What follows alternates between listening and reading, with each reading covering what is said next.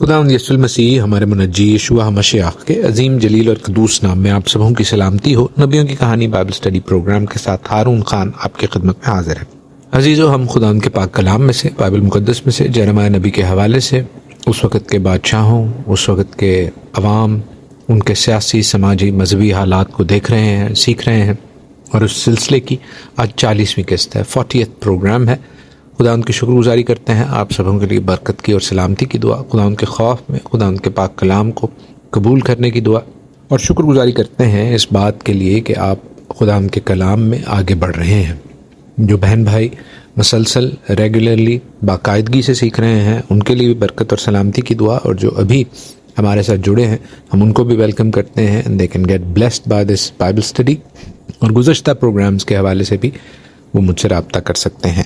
عزیزو، ہم خداوند کی شکر گزاری کرتے ہیں کہ خداوند ہمیں اپنے پاک کلام میں وہ ہسٹوریکل تاریخی باتیں سکھا رہے ہیں جو واقعہ ہوئی ہیں، لیکن وہ صرف تاریخ کا حصہ نہیں ہے، بلکہ وہ ہمارے لیے سبق ہے اور وہ ہمارے لیے مشعل راہ ہے۔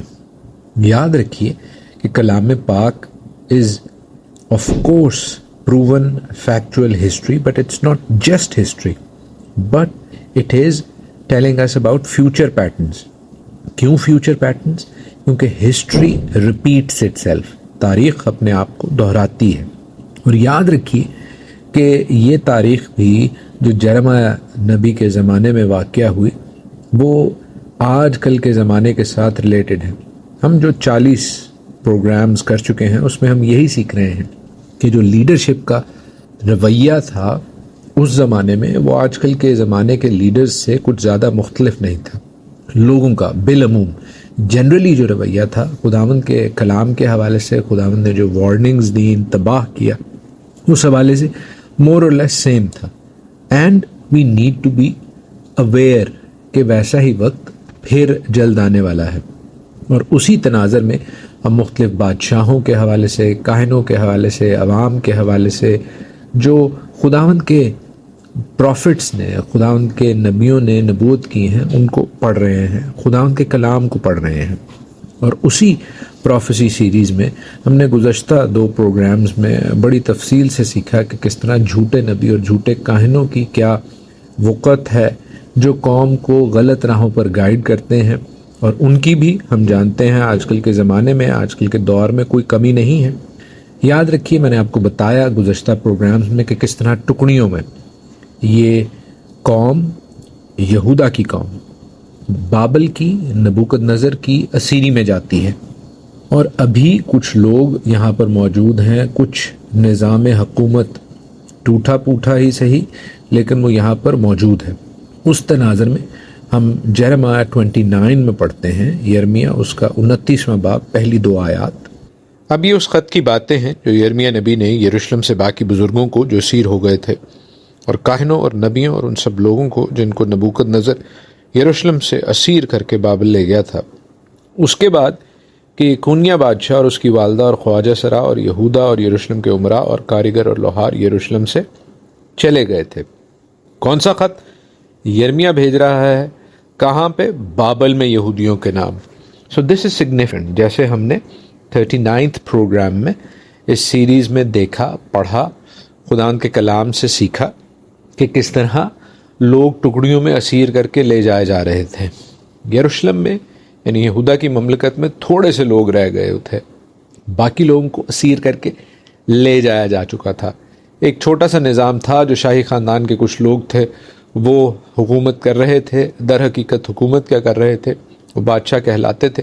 اور ایسا ہی نظام ہم دیکھتے ہیں کہ جب ایسٹ انڈیا کمپنی بر صغیر میں آتی ہے تو بہادر شاہ ظفر جو ہے مغلوں کا ایک بادشاہ، وہ برائے نام بادشاہ تھا، ویسے وہ اسیر کیا ہوا بادشاہ تھا، رنگون میں اس کو برما میں رکھا ہوا تھا، لیکن حکومت کس کی تھی؟ حکومت اصل میں جو قابض ہوتے ہیں لوگ ان کی ہوتی ہے۔ تو اسی طرح یہاں پر بابل کی تھی، اور بر صغیر کے حوالے سے جس کی میں مثال دے رہا ہوں، اگزامپل دے رہا ہوں، وہاں پر انگریزوں کی حکومت تھی۔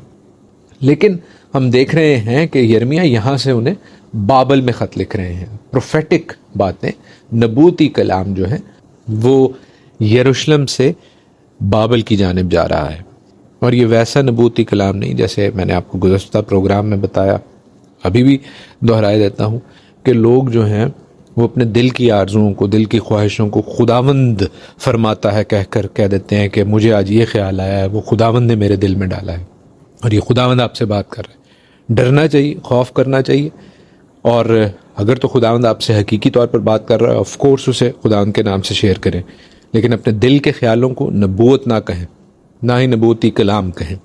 ڈرنا چاہیے، خداوند کا خوف رکھنا چاہیے۔ ہاں، یرمیہ کے حوالے سے ہمیں پتہ ہے وہ خداوند کا چنا ہوا نبی ہے، اور جو وہ کہہ رہا ہے وہ بے شک خداوند کا پاک کلام ہے، اور اس کی سگنیفیکنس ہے، اس کی اہمیت ہے۔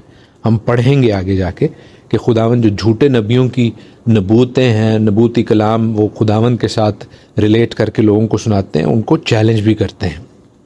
سو 7th ایئر آف نبوکت نظر ہم نے گزشتہ پروگرام میں پڑھا، اس سے پہلے بھی پڑھا کہ 3023 لوگ گئے۔ 8th ایئر آف نبوکت نظر ہے، اس میں 10,000 لوگ گئے جب یکونیہ بادشاہ تھا، اور میں نے آپ کو بتایا کہ مردکی جو آستر کا چچا زاد تھا وہ بھی اس ٹائم پہ گیا۔ آستر کی کتاب دوسرے باب کا حوالہ بھی آپ کو گزشتہ پروگرام میں دیا تھا۔ سو یہ ساری چیزیں انٹرلنکڈ ہیں، اور یہ بتاتی ہیں کہ کس طرح یرمیہ کی بک جو ہے وہ کرونالوجیکل آرڈر میں نہیں ہے، ترتیب میں نہیں ہے، اس کے ابواب ترتیب میں نہیں ہے، ان کی ترتیب میں آپ کو بتا چکا ہوں، اسی حوالے سے میں آگے بڑھ رہا ہوں۔ بادشاہ اگر ہم دیکھیں کہ بادشاہ کون کون سے رہے ہیں ایک سیکوینس میں، تو ہمیں پتہ چل جائے گا، کیونکہ یرمیہ کو ان کے ٹائم میں بادشاہوں کے حوالے سے کلام ملا ہے، تو مختلف بادشاہوں کے حوالے سے ہمیں سیکوینس کا، کرونالوجی کا، ترتیب کا علم ہوتا ہے، اور ہم پھر اس کتاب کو کرونالوجی کے حوالے سے، ترتیب کے حوالے سے سیکوینس میں پڑھ سکتے ہیں۔ تو یہ جو خط ہے یہ صدقیہ جو بادشاہ تھا اس کے غالباً دوسرے سال میں لکھا گیا ہے، اور خداوند فرماتے ہیں کہ 3 آیت سے آپ پڑھ بھی سکتے ہیں، الاسا بن صافن جمریہ بن خلقیہ کے ہاں، جن کو شاہ یہودا صدقیہ نے بابل میں شاہ بابل نبوکت نظر کے پاس بھیجا، ان کے ہاتھ یہ ارسال کیا گیا۔ اور وہ خط میں کیا کہتا ہے کہ رب الافواج اسرائیل کا خدا ان سب اسیروں سے جن کو میں نے یروشلم سے اسیر کروا کے بابل بھیجا ہے یوں فرماتا ہے، تم گھر بناؤ اور ان میں بسو، اور باغ لگاؤ اور ان کا پھل کھاؤ، بیویاں کرو تاکہ تم سے بیٹے بیٹیاں پیدا ہوں، اور اپنے بیٹوں کے لیے بیویاں لو، اپنی بیٹیاں شوہروں کو دو تاکہ ان سے بیٹے بیٹیاں ہوں، اور تم وہاں پھلو پھولو، کم نہ ہو۔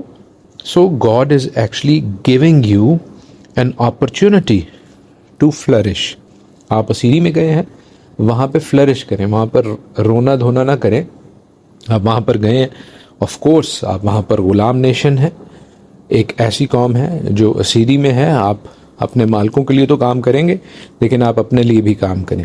اگر آپ محنتی ہیں تو آپ اپنے لیے بھی اپرچونٹیز کریٹ کر سکتے ہیں۔ That is what God is seeing. کیوں؟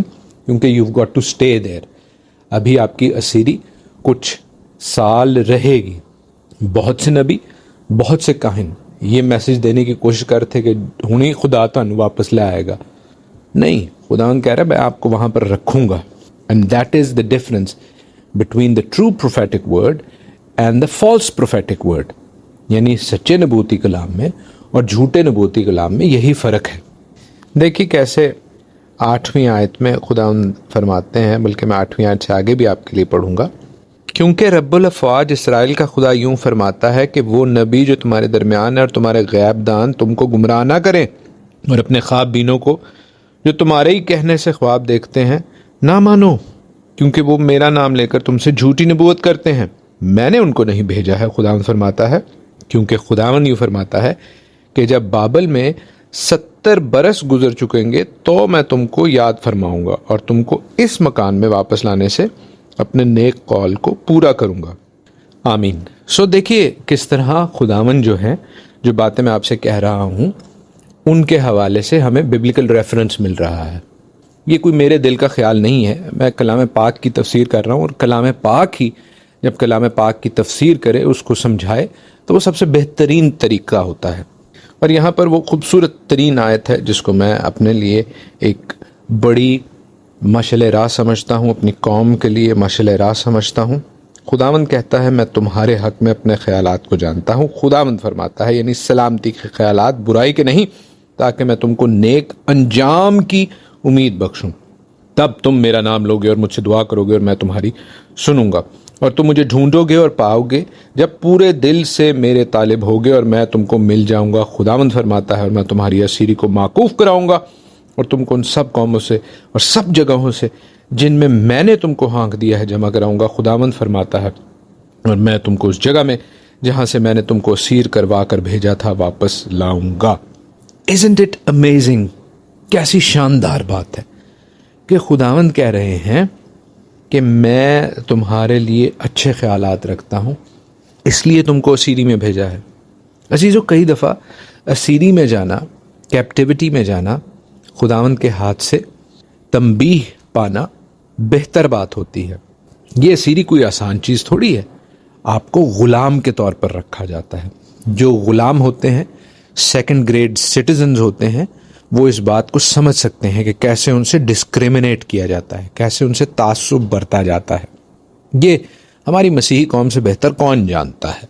इसीलिए खुदावंद उनको अपने मुल्क की, इसराइल की और अपनी कौम में रहने की इफादियत से आगाह कर रहे हैं कि जब तुम्हारे पास अपना मुल्क था, अपनी कौम थी, अपने लोग थे, तब तुमने मुझे नहीं ढूंढा, तब तुमने मुझसे फरियाद नहीं की, तब तुम मुझसे दूर हो गए, तब तुम मेरे कलाम पर, मेरी आवाज़ पर शिनवा नहीं हुए। तो मैं तुम्हें तंबीह कर रहा हूँ, लेकिन तुम्हारा अंजाम नेक होगा, क्योंकि मैं तुम्हारे लिए अच्छे ख्यालात रखता हूँ, सलामती के ख्यालात रखता हूँ।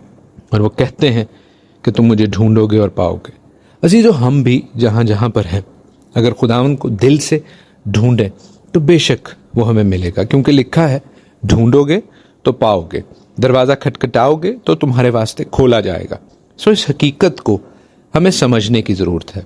याद रखिए, खुदावंद क्यों तंबीह करते हैं कि उसके लोग, जिनको वो अपने बेटे और बेटियां कहता है, अपनी कौम कहता है, वो उसकी आवाज़ सुन सकें।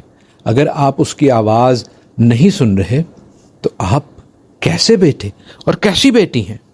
याद रखें अजीज़ों, ये जो तंबीह का टाइम होता है, जिसमें खुदावंद काटता और छांटता है, ये हकीकी तौर पर खुदावंद के कलाम से तशबीह ली गई है, काटने की और छांटने की। जैसे फलों को काटा और छांटा जाता है, दरख्तों को काटा और छांटा जाता है। जो खेती बाड़ी करते हैं, जो काश्तकारी से वाकिफ़ हैं, वो इस बात को समझेंगे कि काटना छांटना, अपने गार्डन की, अपने खेत की कटाई छटाई करना उसकी बेहतरी के लिए होता है। लेकिन जो बुरे फल होते हैं, जो बुरे फूल होते हैं, जो बुरे पौधे होते हैं, जो इस कटाई और इस छांटने से क्लियर हो जाते हैं, वाज़े हो जाते हैं, उनको निकाल दिया जाता है। And this is the time कि जब खुदावंद आपको तंबीह कर रहे हैं, तब आप बुरे फल, बुरे फूल, बुरे पौधे ना बने, बल्कि अच्छे फल बने। यिर्मयाह उसका 24वां बाब, जेरमाया चैप्टर 24 लिखा है, जब शाह बाबिल नबूकदनेस्सर शाह यहूदा यकूनिया बिन यहोयकीम को और यहूदा के उमरा को कारीगरों और लोहारों समेत यरूशलेम से असीर करके बाबिल को ले गया, तो खुदावंद ने मुझ पर नुमाया किया, और क्या देखता हूँ कि खुदावंद की हैकल के सामने इंजीर की 2 टोकरियाँ धरी थीं। एक टोकरी में अच्छे से अच्छे अंजीर थे, उनकी माने जो पहले पकते हैं, और दूसरी टोकरी में नहायत ख़राब अंजीर थे, ऐसे ख़राब के खाने के काबिल ना थे। और खुदावंद ने मुझसे फरमाया, यिर्मयाह तू क्या देखता है? और मैंने अर्ज़ की, अंजीर, अच्छे अंजीर, नहायत अच्छे, और ख़राब अंजीर, बहुत ख़राब, ऐसे ख़राब के खाने के काबिल नहीं। फिर खुदावंद का कलाम मुझ पर नाजिल हुआ। खुदावंद इसराइल का खुदा यूँ फरमाता है कि इन अच्छे अंजीरों की मानद मैं यहूदा के उन असीरों पर, जिनको मैंने इस मकाम से कसदियों के मुल्क में भेजा है, करम की नज़र रखूँगा, क्योंकि उन पर मेरी नज़र इनायत होगी, और मैं उनको इस मुल्क में वापस लाऊंगा, और मैं उनको बर्बाद नहीं बल्कि आबाद करूँगा। मैं उनको लगाऊंगा और उखाड़ूंगा नहीं, और मैं उनको ऐसा दिल दूंगा कि मुझे पहचाने मैं खुदावंद हूँ, और वो मेरे लोग होंगे और मैं उनको खुदा हूँगा, इसलिए कि वो पूरे दिल से मेरी तरफ फिरेंगे। तो जो पूरे दिल से उसकी तरफ फिरेंगे, अच्छे अंजीर। पर उन ख़राब अंजीरों की बाबत जो ऐसे ख़राब हैं कि खाने के काबिल नहीं, खुदावंद यकीनन यूँ फरमाता है कि इसी तरह मैं शाह यहूदा सिदकिय्याह को और उसके उमरा को और यरूशलेम के बाकी लोगों को जो इस मुल्क में बच रहे हैं और मुल्क मिस्र में बसते हैं, तर्क कर दूंगा। हाँ, मैं उनको तर्क कर दूंगा कि दुनिया की सब ममलकतों में धक्के खाते फिरें, ताकि वो हर एक जगह में जहाँ जहाँ मैं उनको हाँक दूंगा मलामत और मिसल और तान और लानत का बायस हों, और मैं उनमें तलवार और काल और वबा भेजूंगा, यहाँ तक कि वो उस मुल्क से जो मैंने उनको और उनके बाप दादा को दिया नेस्त हो जाएंगे। آمین. عزیزو, سچ اے sombering word of God. لیکن یہ حقیقت ہے.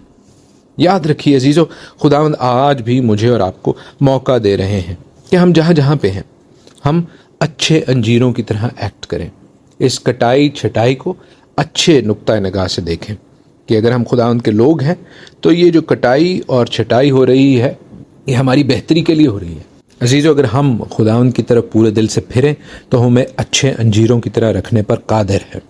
ہماری اسیری میں سے, ہماری غلامی میں سے, ہماری کمزور جگہ میں سے وہ ہمیں سرفراز کرنے پر قادر ہے. ہمارے آس پاس کی برائیاں, بدیاں, پرابلمز بھی ہمیں خداوند سے دور نہیں کر سکتی. اسی لیے تو پولوس رومیو اس کے 8ویں باب 28ویں آیت میں یوں کہتے ہیں, رومنز 8:28, کہ ہم کو معلوم ہے کہ سب چیزیں مل کر خدا سے محبت رکھنے والوں کے لیے بھلائی پیدا کرتی ہیں, یعنی ان کے لیے جو خدا کے ارادے کے موافق بلائے گئے. آمین. آج کے لیے اتنا ہی. خداوند آپ کو آج کے پروگرام سے, اپنے پاک کلام سے بہت برکت بخشے. God bless you all.